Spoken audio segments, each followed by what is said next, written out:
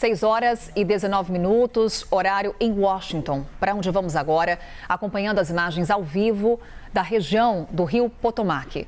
Foi nesse local onde foram localizados os destroços de duas aeronaves que colidiram no ar. Um avião comercial da American Airlines, que levava 64 pessoas a bordo, e um helicóptero militar, que levava 3 militares a bordo. Informações que temos no momento é que esse helicóptero militar fazia um voo de treinamento. Agora, o que temos? Trabalho de buscas das equipes de resgate por possíveis vítimas e sobreviventes dessa tragédia.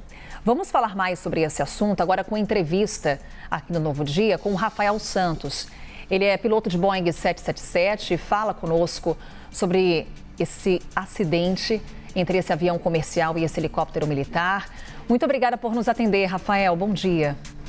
Carol, bom dia. Em primeiro lugar, a gente lamentar as vítimas desse acidente, né? Sim. Vidas perdidas aí, uma situação muito complicada, é próximo do rio ali, o Potomac, no meio do inverno americano, então a gente sabe da tragédia que foi. Vamos falar o que a gente tem, né? O que a gente consegue entender do acidente até agora, estou à sua disposição. Pois é, Rafael, já destacando as condições meteorológicas ali da região, colocando o frio como um dos empecilhos para as operações de resgate que acontecem agora lá em Washington. Rafael, para a gente começar aqui a nossa conversa, já vou trazer a imagem que temos do registro do momento da colisão entre o helicóptero e o avião. A partir dessas imagens que estamos acompanhando, Rafael, é possível chegar a alguma conclusão sobre esse acidente? Conclusão afirmativa muito complicada pelas imagens. Dá para a gente entender um pouco do cenário. Esse aeroporto que ele estava operando, o Washington Reagan, é um aeroporto nacional, né, se chama de National. Ele é próximo ao Pentágono, é um aeroporto militar e civil, ou seja, operam dois tipos de aviação combinadas. É um espaço aéreo muito ocupado, muito intenso. Você vê que a noite está clara, né? Olha lá no fundo, dá para enxergar tudo, ou seja, a separação era feita de forma visual. O avião que estava pousando era um avião da PSA, com pintor da American Airlines, operando o voo da América, né? Um avião menor, né, com 60 passageiros, e a colisão ocorreu a baixa altura, ou seja, estava quase pousando. Seria para fazer um paralelo para a gente aqui, esse aeroporto como se fosse o aeroporto de Congonhas, com muito movimento. Um helicóptero em treinamento de voo e com separação visual. Ele foi informado que esse avião estava pousando. A prioridade para quem pousa, né, é a separação proveniente pelo helicóptero que colidiu. Então já fica, a gente vai juntando um pedacinho, mais um pedacinho, e dá para entender o tamanho da tragédia que foi. Rafael, então, pelo que você traz para a gente de análise a partir dessas imagens, podemos falar num primeiro momento num possível erro ou falha do helicóptero militar? A princípio é o que parece, né? De novo, é o que parece, a gente só tem as imagens, não tem a gravação do controle de voo nem nada. Nos Estados Unidos é hábito a gente fazer isso, tá? Se operar com separação visual. Um enxerga o outro e um se afasta do outro. Nesse caso, eu não tenho ideia do cenário dentro do helicóptero, pois você colocou muito bem, um voo de treinamento, ou seja, você está fazendo um treinamento noturno de voo. A gente não sabe se você está olhando para fora, voando por instrumentos. A ideia é que você enxergue o tráfego e se separe do outro. É como você andando na marginal com o seu carro, né? Seu carro da frente, a ideia é o carro de trás manter a separação do carro da frente, para você ter uma ideia numa figura um pouquinho mais pobre. Porém, de novo, é um espaço aéreo muito confuso, intenso, ocupado, e no aeroporto, que operam dois tipos de aviação muito diferentes, a aviação civil e a aviação militar.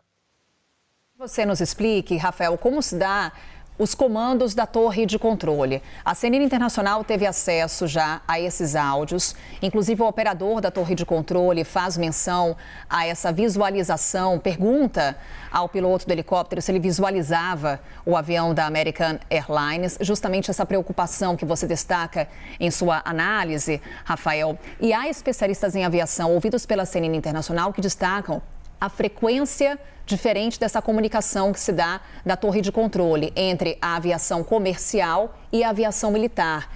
Isso é um complicador nesse tipo de operação aérea? Vamos dividir tua pergunta interessantíssima, tá? Em duas partes. O primeiro, porque o controlador pergunta para o outro se ele está vendo e ele diz que está vendo. Naquele momento, a responsabilidade de separar um tráfego do outro, o avião do helicóptero, se torna do piloto de helicóptero, tá? Isso de forma legal, forma jurídica.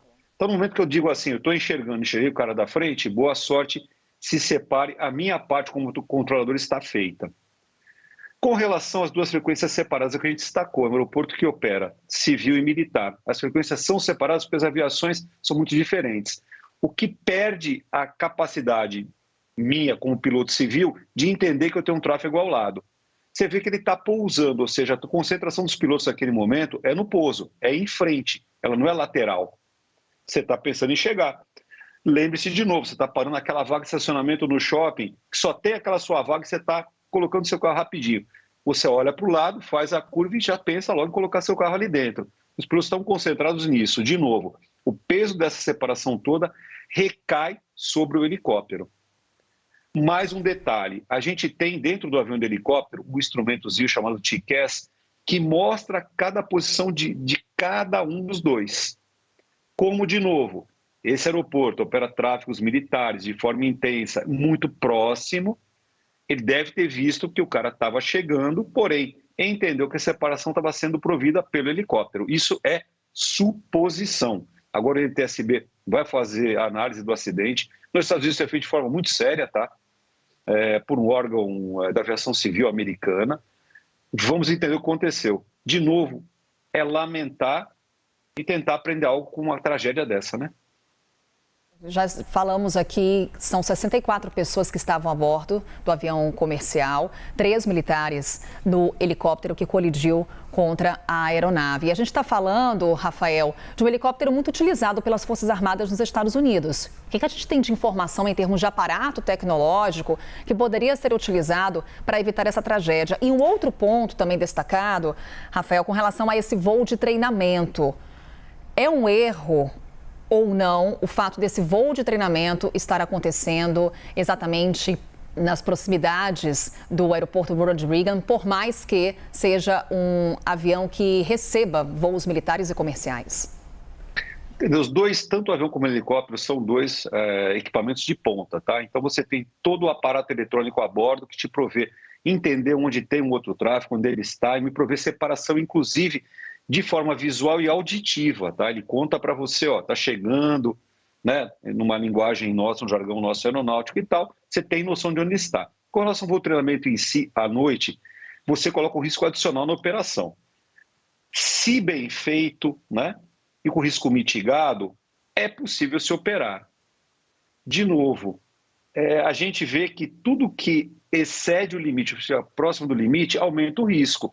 E uma colisão dessa acontece numa noite clara, com tempo bom, um avião estabilizado na final, estava quase pousado, com equipamento de ponta, no helicóptero de ponta também, porém no voo de treinamento. Você colocou muito bem.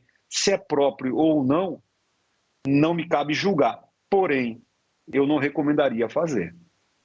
Rafael Santos, piloto, conversando conosco, compartilhando a experiência dele para analisarmos o que aconteceu nos Estados Unidos, uma tragédia, colisão de um helicóptero com um avião. Temos também as imagens ao vivo, porque agora é a operação de buscas que acontece por possíveis sobreviventes, por vítimas. Destaco com baixíssimas temperaturas nesse momento em Washington. É um dos obstáculos para as equipes de resgate. Rio Potomac, que fica justamente margeando a capital americana, e também o aeroporto Ronald Reagan, que receberia essa aeronave comercial.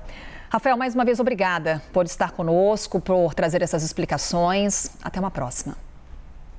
Carol, muito obrigado. Um beijo, um bom trabalho para vocês aí. Obrigado a todos. Tchau, tchau.